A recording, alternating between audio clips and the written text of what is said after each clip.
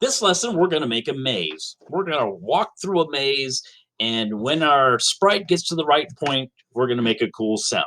I will tell you that if you get into this, you can add things like timers, you can add scores, you can add levels, but we're just going to do this as singular levels of maze. So I start out, first of all, everything is looking just right. I'm going to call this maze one, just in case I get crazy and I want to make more mazes. It's good to have a name up front. We know that. I'm actually going to leave the cat. So the first thing I'm going to do is I'm going to go to my stage. Now, the maze is going to use color. It's going to use colors and objects. We did that in the last lesson. When you touch something, then there was a reaction. And in our case, when they touch a line in the maze, we're going to not let them go through the line. So the first thing we're going to do on our backdrop is we're going to go color it, because right now it's this boring backdrop. So what you want is a color. Any color will do. I think I'll pick a light blue today. Maybe not that light. There we go. I'm happy with that. So I'm going to pick that blue. I do want an outline. I want my outline to be in black, and I want it to be 10 in thickness. And that's because I'm going to use black as my color that it can't pass through. You can pick other colors. And there's some other things you do that, but this one. So I'm going to make a box. I'm going to select the box. I've got a fill color and outline. I'm going to start right in the very top spot, and I'm going to pull down until I fill the whole thing. So now I've confined my maze into my black dot. The next thing I'm going to do is start making some lines for my maze. Your character can start anywhere you want them to. So I'm going to start my character, I think, right here in the middle. So I'm going to make a maze. I'm going to use lines. I'm going to run a real long line here. So there's my start point. I'm going to do the same thing here. I'm going to go down here. Then I think I'll do this. And this is where they'll come out. I can do that. We'll see if, oh, crud, I made a problem there. Did make a problem there.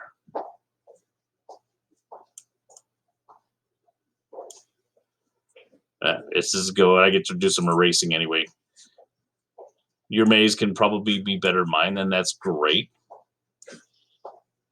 We will do some stuff, and you'll see you'll have to do some erasing anyway, simply because it'll get problematic.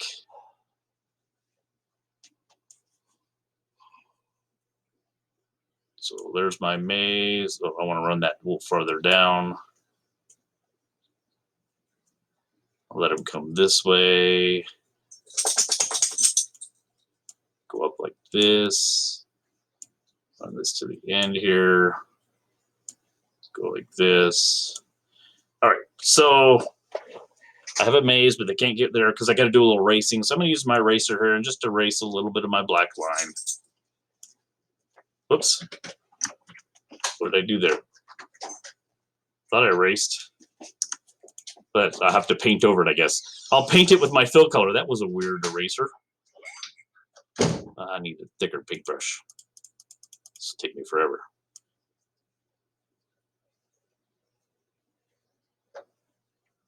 La, la, la, la, la, la, la.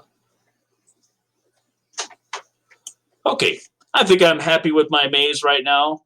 Oh, I need to put another line right here. Ooh, I left some black in there. That's bad. Because remember, we're going to say if you touch black, it's bad.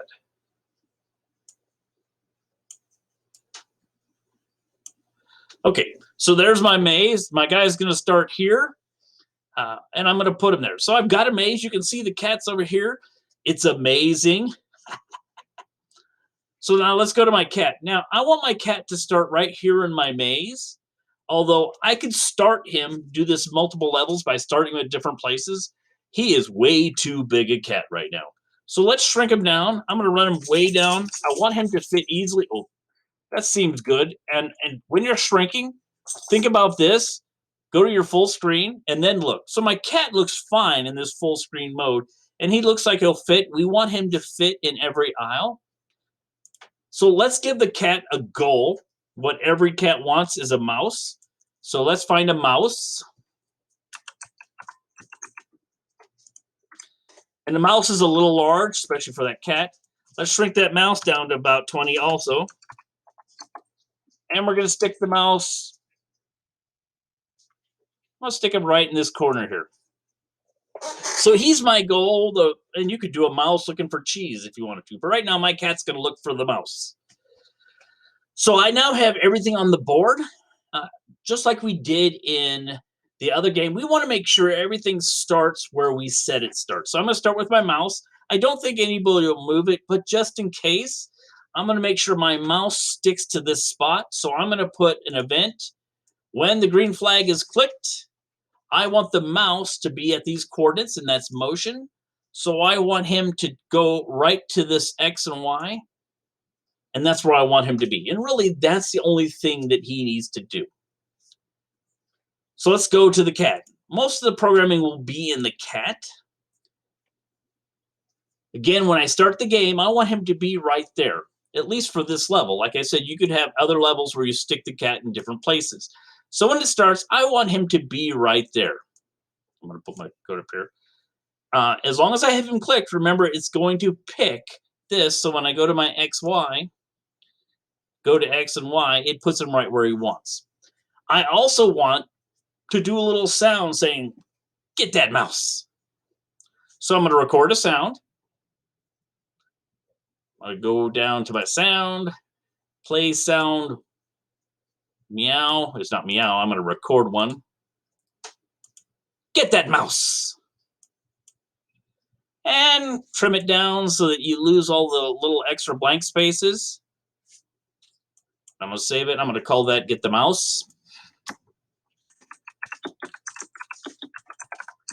Get that mouse. Okay, I've got my sound. I can go back to my code, change this from meow. I don't want meow to get that mouse. So it plays that. Now, I put them in a start plot. Let's go ahead and see what happens. Make sure you save every time before you try it out. Get that mouse. Now, if I put him over here, let's move the cat over here. Let's move the mouse over here, and then I'm going to run the game. Get that mouse. Everyone went right where I wanted them to. And you can see, like I said before, you could do multiple ways, hide the mouse and the cat in different places, and then play for them. So here we are at a cat. We know he starts. Now we want to control his motions. We're going to set up like we did before, where we're going to use buttons, the arrow keys. You can use anything you want. Use the arrow keys is probably the easiest. So we're going to, as soon as they hit the mouse, we want to tell them that they won the game or get something of that nature. So I'm going to use an if-else statement. So if he is not touching the mouse, then I want him to keep rolling. Or if he's touching the mouse, I want to stop the game. Else, I want to let them keep rolling. So I'm going to go down to control and get an if-else statement. If something, then else. And because we're going to keep doing this forever, we're going to check forever, I'm going to wrap that right into a forever statement, just right up front. I know that.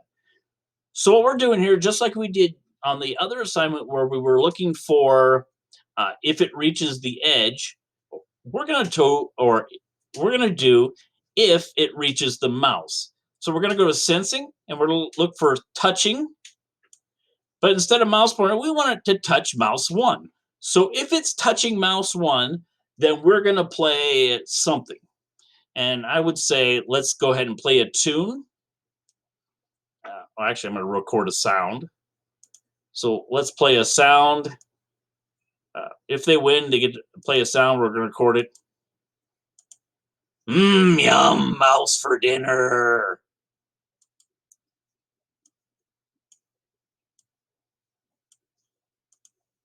And there's my mouse for dinner.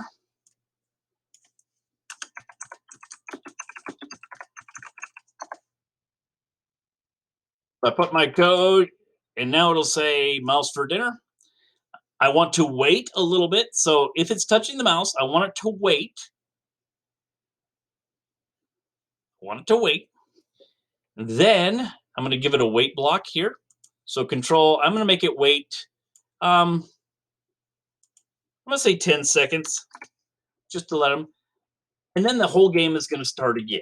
It's going to go, I want it to go back to this one here. So I'm going to have it restart the whole game.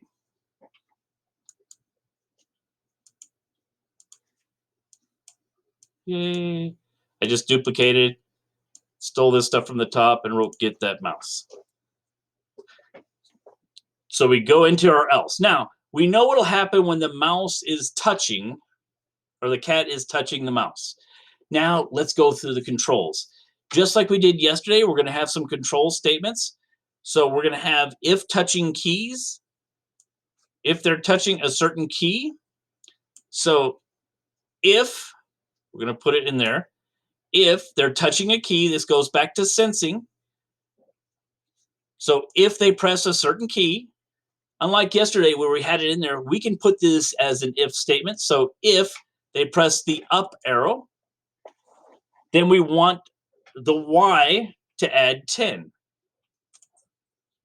So change Y by 10. Now, we do that for all the rest too. I'm going to actually re-grab this and duplicate it a couple times. There's one for up. There's another duplicate, and this one I'll do down, and we'll change Y by -10. I'm going to change the change Y for a change X. So if it's positive, it's the right arrow. And I'll put that right below that. Oops, I think I stacked something in wrong here. Yep.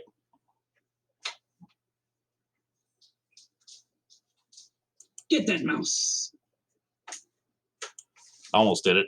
And then the last one will be the left arrow. We're all -10 it.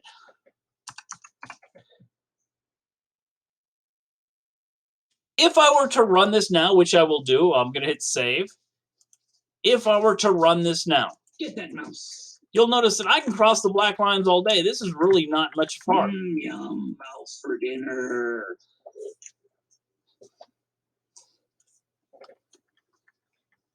Wait my 10 seconds. Get that mouse. And I'm all the way back to the start again. But it didn't stop black line, so I want it to stop. If it's touching a black line, I don't want it to go on. So I'm going to put an if statement inside my if statement. So I've already got these if statements. I'll go ahead and stick them out to make them a little easier so you can see them because it's a little hard to see when they're in there. So my first if statement, if it's up here, I want to put a statement that says, hey, if you're touching the black, so after my first thing, if you're touching black, it's sensing. Touching the color, and the color I want, I press this. I can use the little arrow here and hold it right over my maze and click the black there. So it picked that color. So if it's touching black, I don't want it to, it already changed by 10. I actually want to go in the opposite direction. So what I'm going to do is change Y. So even though it looked like them like they went forward, I'm going to make it the opposite. So as they touch that black and they think they're going forward, it'll actually stuff them right back to themselves. We'll do the same thing. I'm going to duplicate this. We'll do the same thing for these others. This one's a positive. You got to make sure this is the opposite of whatever it's under. Go put that one back with that one. Now I need to change X's.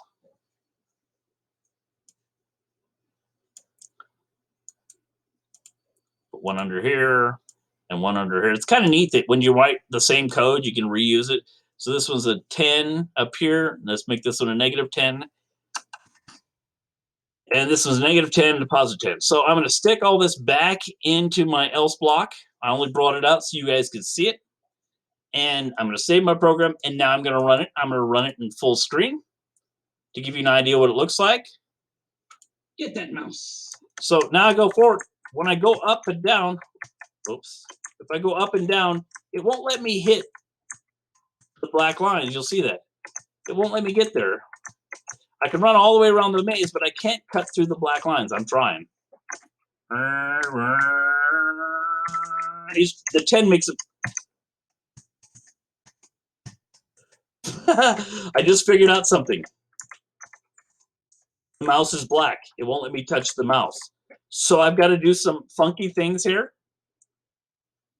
Probably the easiest way to do that is Since my mouse is causing me stress, I can put another thing behind the mouse, and I can make me a sprite. Actually, I don't want to select a sprite. I want to make me a sprite. And my sprite is literally going to be a square of that color. But I don't want any outline on my mouse, my square. That's all it's going to be. And so I'm going to sneak it in there. You can see it over here, and I can move it over here. It's a little large. So I'm going to shrink it down and cheat. I'm going to make this, let's say 50. It looks like it's covering the mouse well. So it's called Sprite 2.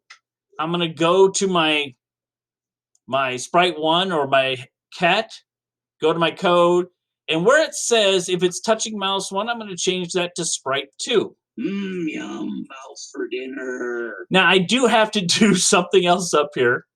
I do have to make sure that that sprite is in the background layer. So in my startup, I do have to put that sprite in that background.